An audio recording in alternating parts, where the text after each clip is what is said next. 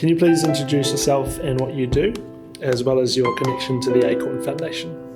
Marcus Wilkins, I'm a lawyer, been in practice in Tauranga since 1989 actually, and currently partner at Tompkins Wake, and got totally sold on the concept, obviously. When you're talking with clients about their future plans, how do you usually introduce the idea of giving back through Acorn? Yeah, it's often a discussion about what's your favourite charity, or you might know enough about your clients that you know they've been supporters of the Air Ambulance or SPCA or whatever, and so you can introduce the idea of rather than a one-off bequest, a lengthy legacy, if you like. Do you want to leave something to your favourite charity, and have you thought about Acorn? And that can lead into a discussion about what's Acorn, and increasingly people know what Acorn is, or they have a vague idea what Acorn is. So yeah, I find that's the best way of introducing it. Can you share an example of a client conversation that really stood out to you? One lady had been widowed, no children, had settled in New Zealand some years ago, didn't know what to do with the money. And so Acorn was essentially the perfect solution, because it meant there was a lasting legacy for the community, and that sort of resonated. Yeah, and there's a certain satisfaction in going, being able to help a client along, particularly the clients who don't have immediate family. Those are the ones who really often struggle with what to do with their money, and benefit from having the opportunity presented to them of something that's enduring, rather than just leaving it all to a niece or a nephew or some distant relative, or even to a charity that's not even based in the community. So yeah, I think all lawyers, professional advisors should have those discussions with their clients about, what's your legacy, really?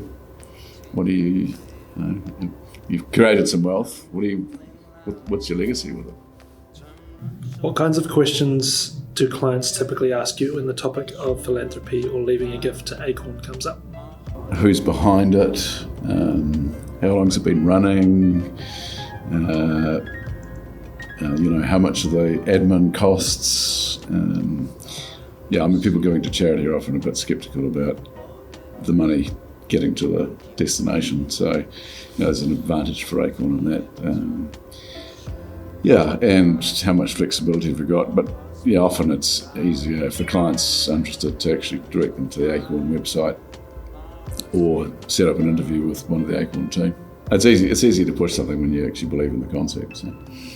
From your perspective as a lawyer, what are the key benefits of having Acorn as an option for your clients? The trustees all being volunteers. I think that resonates with clients. It comes back to that point about this is not something that's loaded with administrative costs, and that links back in because they're generally people who are of some standing in the community, who've got community connections. So it's the ability to benefit your local community, and I like the idea of the untagged option as well.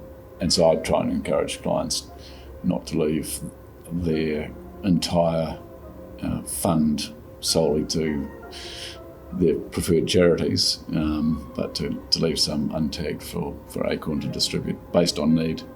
Yeah, and the other thing I think about Acorn is it does do the research. The vital signs survey that you run gives that if you're giving untagged money to Acorn, it's going to be directed in a way that's research based around this particular community's needs. Keeping it local. Local people generally know best, so the community foundations benefit the local community and are connected to the local community. They know where the needs are. So I think that's another big advantage of Acorn community foundations. Yeah, but the vast majority of people haven't really given it a lot of thought. There will be the people who come in and say, I've heard about Acorn, I want to they're a minority, hardly ever. When prompted, they will go, "Oh, yes, I've heard about that. Can you tell me more about it?" You do often get clients who come in and they say, "I want to leave, $5,000 to the SPCA and $5,000 to the Bible Society, $5,000 here or there." So that's more common. But generally, philanthropy is not. It's not high on the radar of New Zealanders. We're different in that respect. Can you share an example of a client conversation where introducing Acorn made a difference for them or strengthened your relationship with them? I think they do appreciate you actually asking the question. Yes, it does. Because when you ask a question about philanthropy and giving or a community foundation, you're actually saying, I care about you and how your estate and where it's going to go. Yeah, the positive, I think, is it demonstrates to the client that you're actually engaged in the process. I think the difference is you're not just an order taker. You're actually someone who's actively engaged with the client, with their affairs, and what their particular legacy is going to be. And yeah, they appreciate that. Yeah, but it's more than that. It's actually saying, well, I've lived in a community. Has this community been good to you? If you think this community has been good to you over your lifetime, then how about leaving something enduring? So as professionals, you sort of need to have those conversations. That's part of what you do. Solving a problem really for people. Do we just pass it all off as a one-off bequest somewhere, or do we give it to nieces and nephews who don't need it, or actually let's do something meaningful with it for the community? So yeah, that's not a hard conversation to have. Well, yeah, and you're benefiting the community you live in, which we all live in this community. So I don't think it's a hard ask. I guess lawyers just have to get their heads around having the discussion.